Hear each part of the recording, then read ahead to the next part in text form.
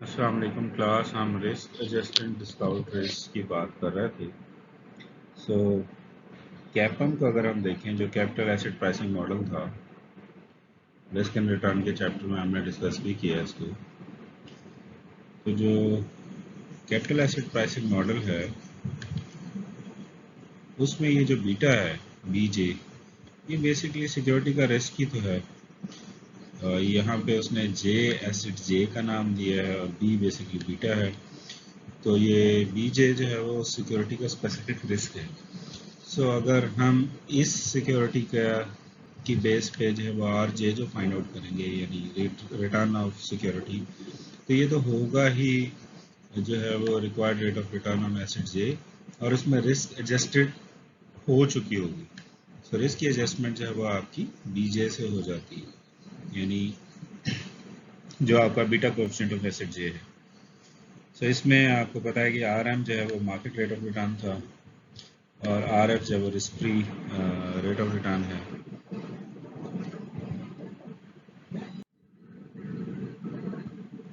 اس میں اگر آپ غور سے دیکھیں تو آپ کا یہ جو آر ایف سے اوپر کی لائن ہے یہ بیسیکلی آپ کی سیکیورٹی مارکیٹ لائن کہلاتی ہے. یعنی آپ کو اسٹاکس میں انویسٹ کرنے سے کم اتنا جو ریٹرن ہے وہ تو ملے گا ہی ملے گا risk free rate of return جو. اب یہ رسک پریمیم ہے, یہ سیکیورٹی مارکیٹ لائن ہے, یہ بیسکلی رسک پریمیم ہے. جتنا رسک ہم زیادہ لیں گے اتنا زیادہ ہم کیا کہتے ہیں سیکیورٹی مارکیٹ لائن پہ اوپر چلے جائیں گے. اس کا مطلب یہ کہ ریٹرن ہم اتنا زیادہ ارن کریں گے. تو اب اس میں آپ بڑے آرام سے اپنی جو پروجیکشنز ہیں یا سمولیشنز ہیں وہ بڑے آرام سے بنا سکتے ہیں. یہ آپ کا آر ایم ہے بیسکلی اور یہ آپ کا جو ہے آر ایم کی وجہ سے جو آپ کو ایکسپیکٹڈ ریٹرن مل رہا تھا اگر بیٹا آف مارکیٹ 1 ہو. سو اگر آپ کا بیٹا جو ہے وہ رائٹ سائڈ پہ یا لیفٹ سائڈ پہ موو کرے اس لائن میں, تو بیٹا لیفٹ سائڈ پہ موو کرنے کی وجہ سے آپ کا جو آر آر ہے یعنی رائٹ سائڈ کا جو ریٹرن ہے وہ منیمائز ہو جاتی ہے. اور اگر آپ جو ہے وہ بی ایل یعنی ایل ایسٹ کے لیے دیکھیں تو آپ کا جو ریٹرن ہے وہ آپ کا آر ایل سے ڈینوٹ ہوتا ہے. اچھا اب اگر آپ اس کیس میں ایکسیپٹنس اور ریجیکشن ریجنز آپ نے بنانے ہوں تو اس کا رول بہت سمپل ہے. این پی وی گریٹر دین جو ہے وہ آپ کا 0 ہونا چاہیے. یہ ہم پہلے بھی بات کر چکے ہوئے ہیں. اور جو I R R of project ہے وہ آر آف پروجیکٹ سے زیادہ ہونا چاہیے یعنی ریٹرن آف پروجیکٹ سے آپ کا جو انٹرنل ریٹ آف ریٹرن ہے وہ زیادہ ہونا چاہیے, تب جا کے آپ اس کو ایکسیپٹ کریں گے. اور ریجیکشن ریزن کیا ہے, جب آپ کا I R R of project جو ہے وہ آر آف پروجیکٹ سے لیس ہو یا این پی وی لیس دین 0 ہو. اور آر آف پروجیکٹ کیسے فائنڈ آؤٹ ہو رہا ہے وہ ہم نے کہا ہے کہ R F plus beta of project into R M minus R M.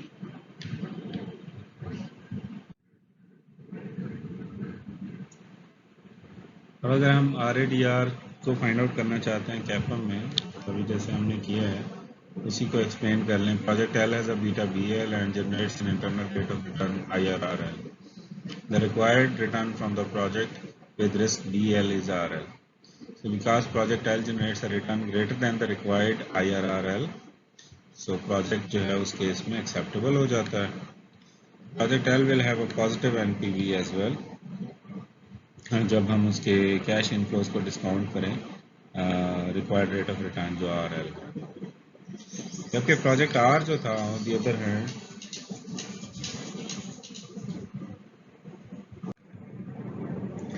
جبکہ پروجیکٹ آر کو اگر ہم دیکھیں تو اس کا آئی آر آر جو ہے وہ below the required rate of risk آ رہا تھا جو کہ بی آر تھا. سو اس کی وجہ سے نیگیٹو این پی وی ہوگی اور اس کا آئی آر آر ویسے لیس ہے, تو پروجیکٹ آر جو ہے وہ آپ کو ریجیکٹ کر دینا چاہیے. اب یہاں پہ ہم ایتھکس پہ فوکس کو دیکھتے ہیں. On April 20, 2010, Deepwater Horizon, an offshore drilling rig operated by Transocean Limited on behalf of British Petroleum, exploded and eventually sank in the Gulf of Mexico, killing 11 people. To make matters worse, oil began spewing into the Gulf. By June 10, BP stock price was 50% below pre-crisis levels, and the company's bonds traded at levels comparable to junk-rated companies. Is the ultimate goal of the firm to maximize the wealth of the owners for whom the firm is being operated? Ethical question है यहाँ पे, ethical dilemma है. Why might ethical companies benefit from a lower cost of capital than less ethical companies? अब ये इस पूरे scenario में अगर आप देखें बीपी के बिहाफ पे जो भी ड्रिल कर रहा था उसकी वजह से जो है वो ऑयल जो है वो गल्फ ऑफ मैक्सिको में, एक तो उनकी रिग जो है वो उसमें बह गई, फटने के बाद 11 बंदे भी मर गए. फिर सबसे बड़ा डायलेमा जो क्रिएट हुआ, ऑयल जो है वो गल्फ में, गल्फ ऑफ मैक्सिको में फैलना शुरू हो गया. बीपी को इस स्टेज पे जो सफ़र करना पड़ा लॉस, वो उसके स्टॉक प्राइस में 50% पे आ गया, इसकी रेपुटेशन लूज हो गई.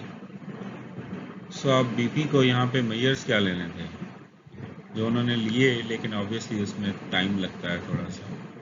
और उन्होंने वो एक तो रिग जहाँ पे ऑपरेट कर रही थी वेल, उसका रास्ता बंद किया ताकि मज़ीद ऑयल ना आए. फिर उसके बाद उन्होंने जो गल्फ़ है उसको प्योरीफाई करने के लिए प्लांट लगाया, वो साफ़ हुआ.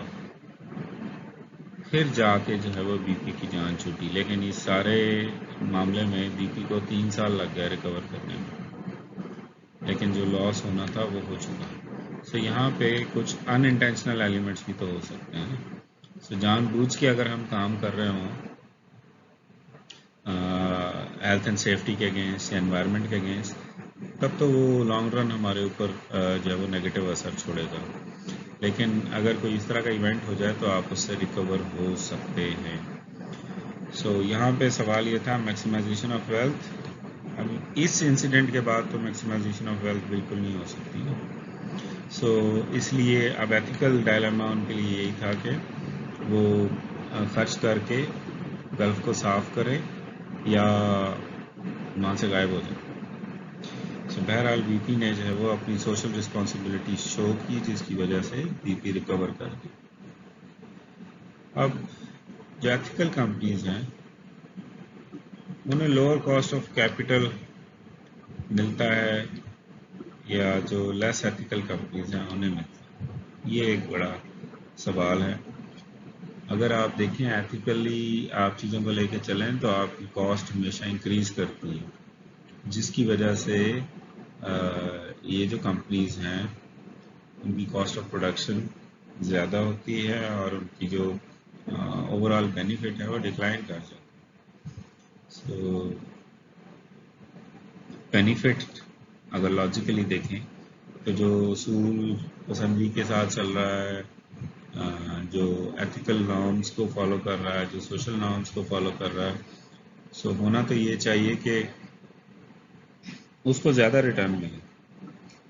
लेकिन एक चीज़ जो है वो क्लियर है कि उसका जो कॉस्ट ऑफ कैपिटल है, जो सेफ प्ले कर रहा होता है, उसका कॉस्ट ऑफ कैपिटल जो है वो कहीं हद तक लो होता है एज कम्पेयर टू अदर्स, क्योंकि वो रिस्क नहीं ले रहा होता ज़्यादा.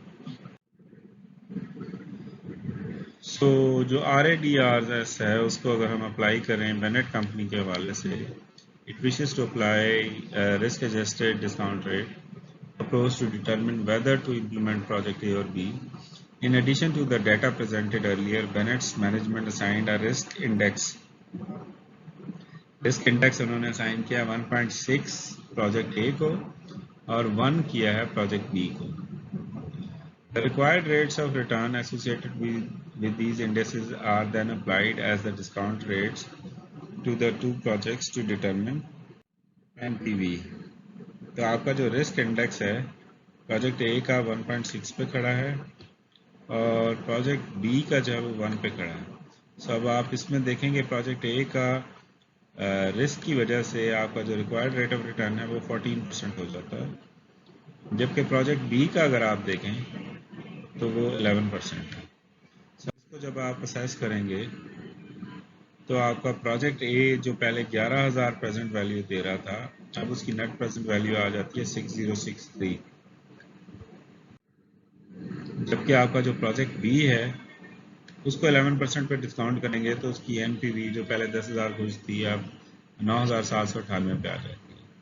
اب اگر آپ رسک انڈیسز کی بیس پہ اپنا جو ڈسکاؤنٹ ریٹ ہے وہ ایڈجسٹ کرتے ہیں تو یہ دیکھیے کہ آپ کا پہلے پروجیکٹ اے ایکسیپٹ ہو رہا تھا اب آپ کا پروجیکٹ بی ایکسیپٹ ہو رہا ہے کیونکہ اس کی این پی وی زیادہ ہے پروجیکٹ. تو اسی کو جو ہے وہ ہم فائنینشیل کیلکولیٹرس کو بھی کیلکولیٹ کر رہے ہیں. سو این پی وی جو ہے وہ آپ کی پروجیکٹ اے کی 6063 آ رہی ہے اور پروجیکٹ بی کی 9798 آ رہی ہے. اسی کو اگر ہم ایکسل شیٹ میں کریں گے تو ہمارے پاس اس کا جو فارمولا تھا ہم نے کہا تھا جو پریزنٹ ویلیو کا وہ ہم نے پریزنٹ ویلیو جو ہے وہ ڈسکاؤنٹ ریٹ سے کیلکولیٹ کی ہے. یہاں پہ یہ پریزنٹ ویلیو کا فارمولا ہم نے بتا رکھا ہے. C17 11% ہے بیسیکلی وہ آپ نے لینا ہے A10 کیا ہے جی آپ کا یہ ایئر 2 آ گیا A9 اور A10 آ گیا یہ آپ کے ایئرز آ گئے. پھر آپ کی جو پریزنٹ ویلیو ہے آپ نے اس کو 0 کو ایکویٹ کرنا ہے. پھر آپ کا B9 سے آپ کا کیش فلو شروع ہوگا.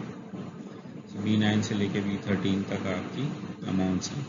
یہ ان کے آنسر یہاں پہ آ جاتے ہیں اور اس کو جب آپ سم کریں گے تو پتہ لگتا ہے 54,000 اور اس میں اس کا ڈفرینس لیں گے تو وہ 9798 آتا ہے. اب آپ کو چوائس کرنی ہے اگر آپ کا C6 گریٹر دین یا ایکول ٹو ہو تو آپ کا آنسر اے ہوگا ورنہ بی ہوگا. C6 آپ کا 14% ہے اور جو ہے وہ C16 جو ہے وہ آپ کا 11% ہے. تو اگر سوری ان اماؤنٹس کو آپ نے دیکھنا ہے ان میں سے یہ اگر گریٹر ہو 6063 گریٹر ہے 9798 سے نہیں ہے تو اس کا مطلب ہے آپ کا آنسر بی ہوگا. یہ بی جو ہے وہ یہاں پہ آپ کا چوز ہو گیا کہ آپ نے بی امپلیمنٹ کرنا ہے. As noted earlier, individual investors must hold diversified portfolios because they are not rewarded for assuming diversifiable risk.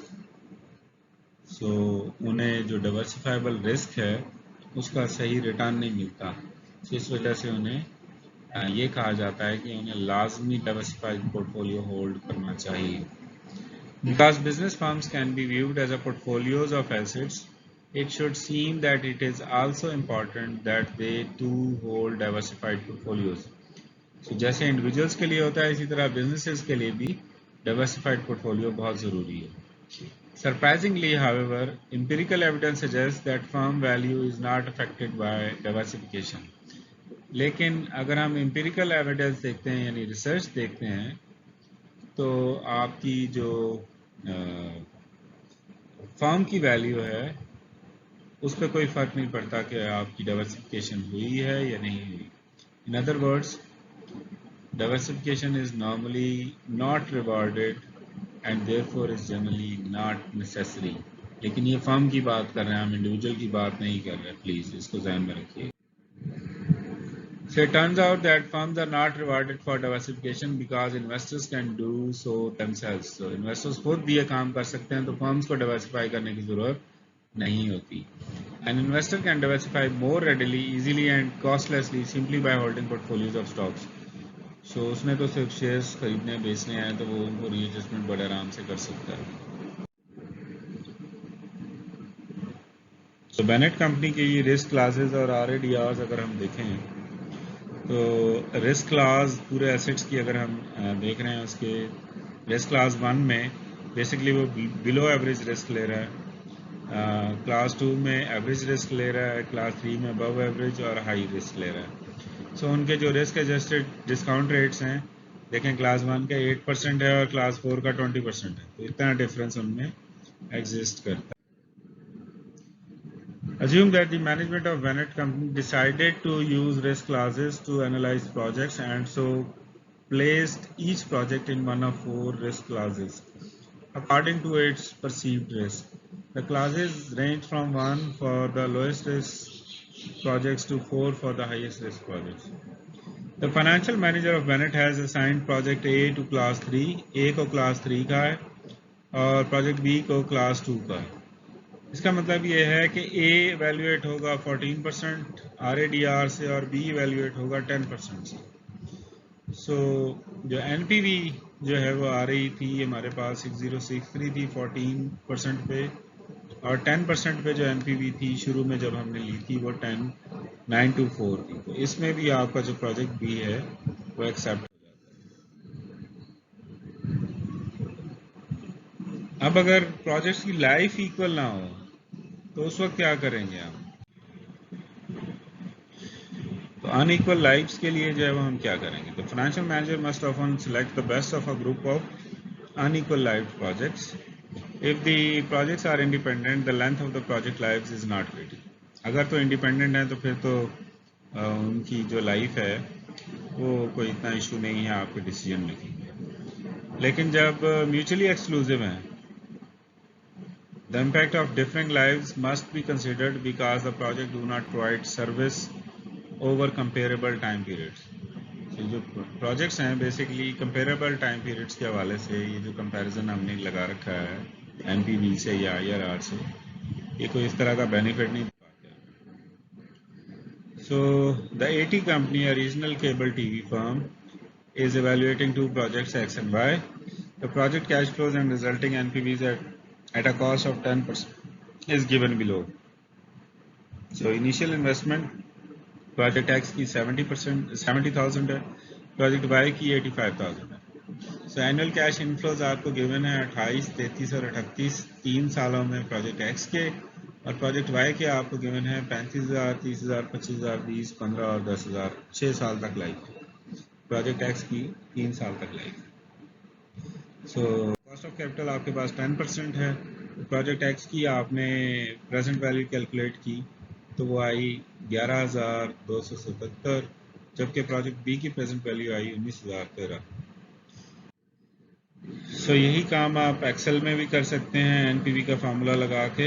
ये एनपीवी का फार्मूला जो है वो आपको यहाँ पे गिवन है, आप इसको देख सकते हैं. और फिर जो आपका सेल 13 में डिसीजन है कि वो बड़ा है या उससे छोटा है, तो पता ही लगा कि इसमें उसने प्रोजेक्ट वाई को सिलेक्ट किया. उसकी रीज़न है कि 19,000 ज़्यादा अमाउंट है नेट प्रेजेंट वैल्यू में as compare to 11,000. So ignoring the difference in their useful lives, both projects are acceptable. पहली बात तो ये कि दोनों acceptable हैं क्योंकि दोनों की पॉजिटिव एनपीवीज हैं. Furthermore, if the projects were mutually exclusive, project Y would be preferred over project X क्योंकि उसकी एनपीवी ज़्यादा है as compare to project x के. However, it is important to recognize that at the end of its 3-year life, project Y must be replaced or renewed. अब आपको ये ध्यान में रखना है कि 3 साल बाद आपका जो प्रोजेक्ट Y जो है वो या तो रिन्यू होगा या रिप्लेस होगा. सो फिर आपका जो नेक्स्ट मेथड है वो सजेस्ट करता है कि analyse net present value approach वो हम देखें. तो इसमें जो हम अनइक्वल प्रोजेक्ट्स हैं उनको हम इक्वेट कर सकते हैं, किसी ना किसी हद तक हम उनको कंपेयर कर सकते हैं. So it is an approach to evaluate unequal life projects that converts the net present value of unequal lives mutually exclusive projects into an equivalent annual amount NPV की टर्म्स में आ जाती है. So, इसमें पहला step क्या है कि calculate the net present value of each project, वो हमने कैलकुलेट कर ली है using the appropriate cost of capital, वो हमने ले लिया. स्टेप 2 क्या है? Convert the NPV into an annuity having life NJ, that is find N annuity that has the same life and the same NPV as a project. सो हमें जो है वो इस एनपीवी को एन्युटी में कन्वर्ट करना है ताकि जो है वो सेम लाइफ और सेम जो है वो این پی وی ہو جیسی کہ اس پروجیکٹ کی ہے. اس کا مطلب یہ ہے کہ ان اماؤنٹس کو اب ہم اینوٹی میں کنورٹ کر سکتے ہیں. فار ایگزامپل ہم کہتے ہیں کہ ان کو ہم 6 سال کی اینوٹی میں بناتے ہیں. So select the project that has the highest annualized net present value. So اس کو ایگزامپل میں دیکھتے ہیں. اسی جو اے ٹی کمپنی کا ڈیٹا تھا. سو پہلا اسٹیپ کیا تھا؟ Net present values of project X and Y discounted at 10% as calculated in the presenting example for single purchase of each asset are. تو وہ ہم نے کیلکولیٹ کیا تھا 11,277 اور 19,013. تو اگر ہم ٹیبل کے ذریعے اس کو کیلکولیٹ کریں گے تو یہ 11,248 اور 18,985 آتے ہیں. اٹ ڈز ناٹ میٹر، ہم نے جو فارمولا سے کیلکولیٹ کیا ہم اسی کو لے کے چلیں. اسٹیپ 2 میں ہم نے کہا تھا we want to convert the N P Vs from step 1 into annuities. So for project X, we are trying to find the answer to the question what 3-year annuity equal to the life of project has a present value of 11,248. Likewise, for the project Y, we want to know what 6-year annuity has a present value of 18,985. Once we have these values, we can determine which project X or Y delivers a higher annual cash flow on a present value basis. سو یہ ہم نے calculate کیا. ہم basically ہم نے کہا تھا کہ ہم اینوٹی کیلکولیٹ کریں گے. سو اینوٹی کیلکولیٹ کیے. اب ہم پروجیکٹ ایکس کو کیا کہتے ہیں 6 ایئرس کی جو ہماری لائف تھی اس پہ انٹرسٹ ریٹ ہم نے 10 کہا تھا. سو اس کا جو اینوٹی بنتی ہے وہ 4,365 بنتی ہے. جبکہ پروجیکٹ وائی کی جو اینوٹی ہم کیلکولیٹ کریں گے، یہ جو پی ایم ٹی یا اے جو ہم کیلکولیٹ کر رہے ہیں اس کا ڈیٹا پٹ کر کے 3 ایئرز لائف ہے، 10% انٹرسٹ ریٹ ہے، تو پتہ لگتا ہے کہ اس کی اینولائزڈ اینوٹی جو آ رہی ہے وہ 4534.74 آ رہی ہے.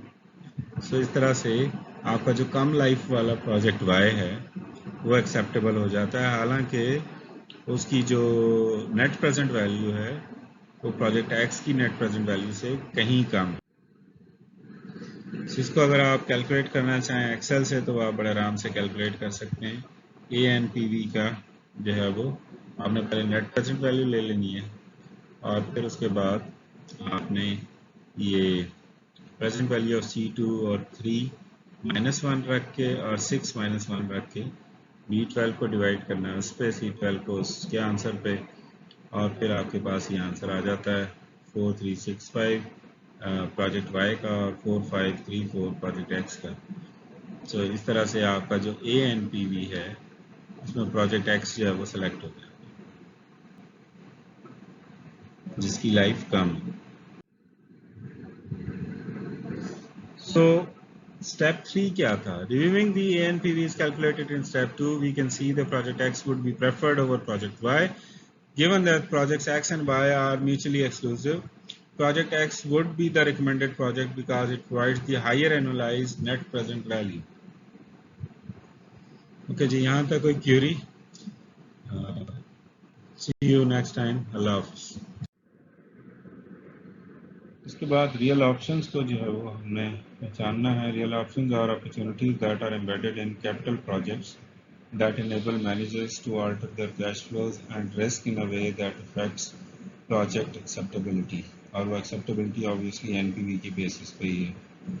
They are also called strategic options. By explicitly recognizing these options when making capital budgeting decisions, managers can make improved, more strategic decisions that consider in advance the economic impact of certain contingent actions on project cash flow and risk. So N P V strategic جو ہے وہ calculate ہوتا ہے. N P وی جو traditional ہے اس میں ہم add کریں اگر ویلیو آف ریئل آپشنس ہم کیلکولیٹ کر سکیں تو ہمارا این پی وی اسٹریٹجک آ جائے. So major type of real options کون کون سی ہیں؟ ایک تو ابینڈنمنٹ آپشن ہے کہ آپ جو ہے وہ بالکل ہی ٹرمینیٹ کر دیں پروجیکٹ کو، ابینڈن کر دیں. پھر فلیکسیبلٹی آپشنز ہیں. The option to incorporate flexibility into the firms operations particularly production. Production میں اگر فلیکسیبلٹی آ جائے تو وہ بھی آپ کی جو ہے وہ ویلیو ایڈیشن ہو سکتی ہے. پھر ایک گروتھ آپشن ہے. The option to develop follow on projects expand markets, expand or retool plants, and so on. That would not be possible without implementation of the project that is being evaluated. फिर timing options भी हैं. The option to determine when various actions with respect to given projects are taken. This option recognizes the firm's opportunity to delay acceptance of a project for one or more periods, to accelerate or slow the process of implementing a project in response to new information, or to shut down a project temporarily in response to changing product market conditions or competitions. تو یہ timing کی بھی جو ہے وہ right time کا basically آپ نے ویٹ کرنا ہے. اس میں ٹائمنگ آپشن اسٹریٹجک اس کی بڑھ سکتی ہے. So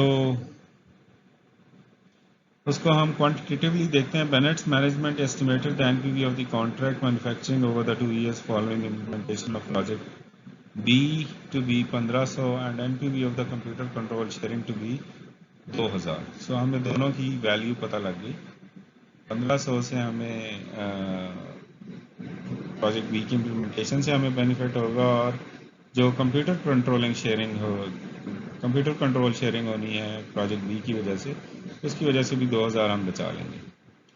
management felt there was a 60% chance that the contract manufacturing option would be exercised. 60% chance اس کے ایکسرسائز ہونے کا تھا, اور 30% چانس یہ تھا کہ that the computer control sharing option would be exercised. The combined value of these two real options would be the sum of their expected values. So expected values کیا ہوتی ہیں, weighted ہوتا ہے بیسیکلی. سو 1500 کو 6.6 سے ضرب دیں گے اور 3.5 کو 2000 سے ضرب دیں گے تو پتہ لگے گا کہ real value of option B یا پروجیکٹ بی از 1500. سو اس کی وجہ سے اس کی جو نیٹ پریزنٹ ویلیو ہے وہ بڑھ جائے گی. این پی وی اسٹریٹجک کیا ہوگی, جو سمپل این پی وی تھی وہ ہمارے پاس 10,924 تھی, اس میں 1500 ایڈ کریں گے تو یہ 12,424 بن جائے گی. So Bent's companies project B therefore has a strategic NPV of 12,424 which is above its traditional NPV and now exceeds project A's NPV which was 11,071. سو اب جو ہے وہ آپ کا پروجیکٹ بی زیادہ وائبل نظر آتا ہے. Clearly recognition of project B's real options improved its NPV and causes it to be preferred over A, جس کا جو ہے وہ کوئی ریئل آپشن نہیں تھا, یعنی کوئی ویلیو ایڈڈ بینیفٹ نہیں تھا. پھر کانسیپٹ ہے کیپٹل ریشننگ کا. Firms often operate under conditions of capital rationing. They have more acceptable independent projects than they can fund. So, in theory, capital rationing should not exist. Firms should accept all projects that have positive NPVs. So, تمام positive N P ویز والوں کو accept کر لینا چاہیے, انہیں جو ہے وہ کیپٹل راشننگ نہیں کرنی چاہیے. However, in practice, most firms operate under capital rationing. Practically capital rationing کرنی پڑتی ہے کیونکہ فائنینشیل کنسٹرینٹس ہوتے ہیں. Generally, firms attempt to isolate and select the best acceptable projects subject to a capital expenditure budget set by the management.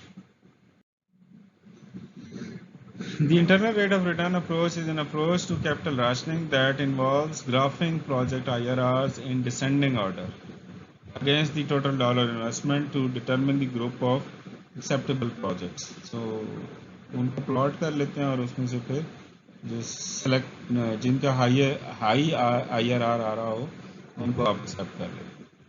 The graph that plots project IRRs in descending order against the total dollar investment is called, اس graph کا specific نام ہے investment opportunities schedule, IOS.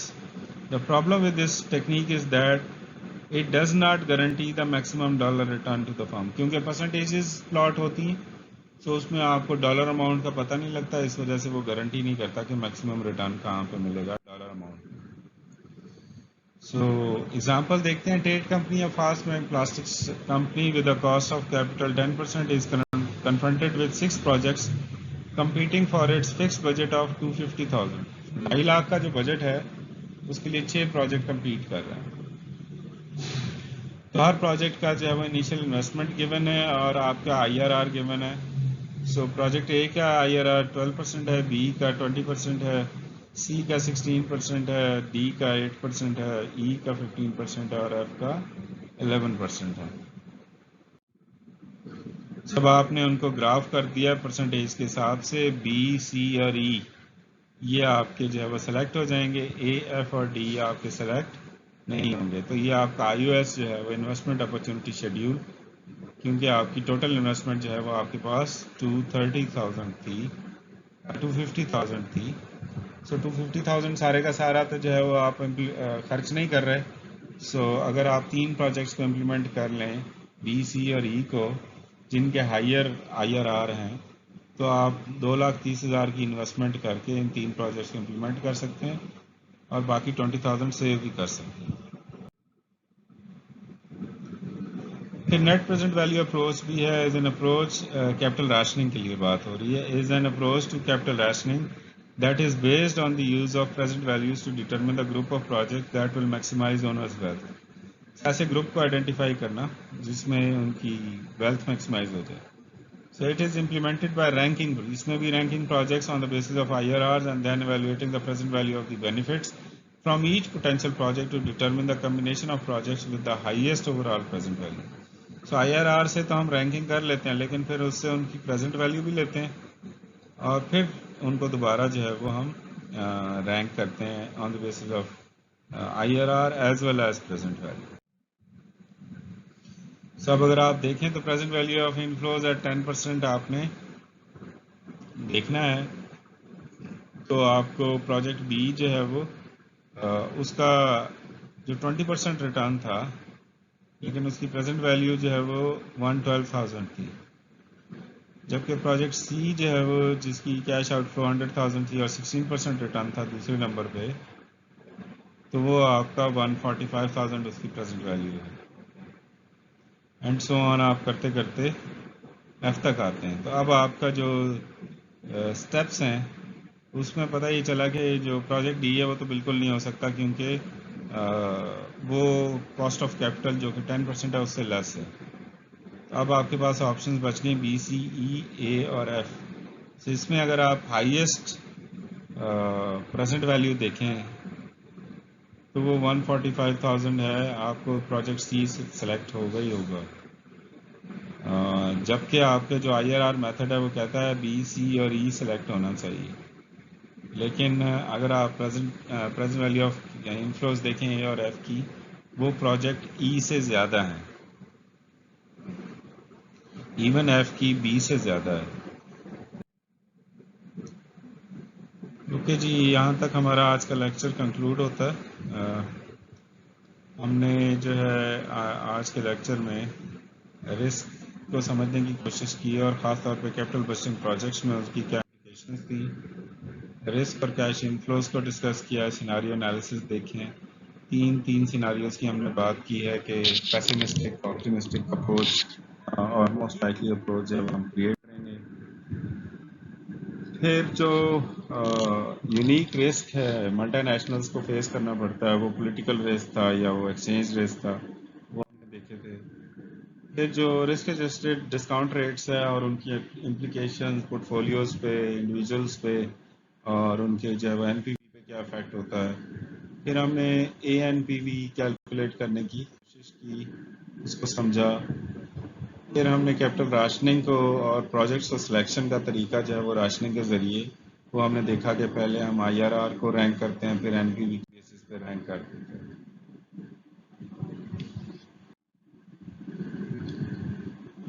آج کی اس class میں آپ کا جو ایک انٹیگریٹو کیس بھی ہے لاسٹنگ امپریشنز کمپنی، اس کا ڈیٹا آپ کو گیون ہے. یہ سارا جو ہے وہ آپ کو اس کی انفارمیشنز گیون ہے. پیسے کے لیے اس کے لیے میکرز وہ یوز کرتا ہے ڈیپریسیشن سسٹم. جو کرنٹ اکاؤنٹ میں جو چینجز آ رہی ہیں وہ کیش میں کیا ہوگا، اکاؤنٹ ریسیویبل میں، انوینٹری اور پیبلز میں کیا چینج ہوگا. اسی طرح پریس بی ہے، اس کی آپ کو وہی میکرز ہی دیا ہوا ہے، لیکن اس کی جو کاسٹ ہے وہ ڈفرینٹ ہے as compare to previous one, اور اس کی سیلویج ویلیو بھی گیون ہے. پھر اے اور بی کے کمپیریزن میں آپ کو ٹیکس ریٹ بھی گیون ہے اور proposed replacement cost of capital آپ کو بتایا ہوا 14%. اس کی جو آپ کی ارننگز بیفور ڈیپریسیشن ہے وہ آپ کیلکولیٹ کر لیں گے پریس اے اور پریس بی کی ہر سال کی. اولڈ پریس کی بھی آپ کو گیون ہے. اب جتنی بھی پروپوزڈ ریپلیسمنٹ پریسز تھیں ان کی آپ انیشیل انویسٹمنٹ کمپیوٹ کریں، operating cash inflows find out کریں اور ٹرمینل کیش فلو آپ فائنڈ آؤٹ کریں. ڈیٹا جو آپ کا پارٹ 1 میں آئے گا تو پھر آپ جو ہے اس میں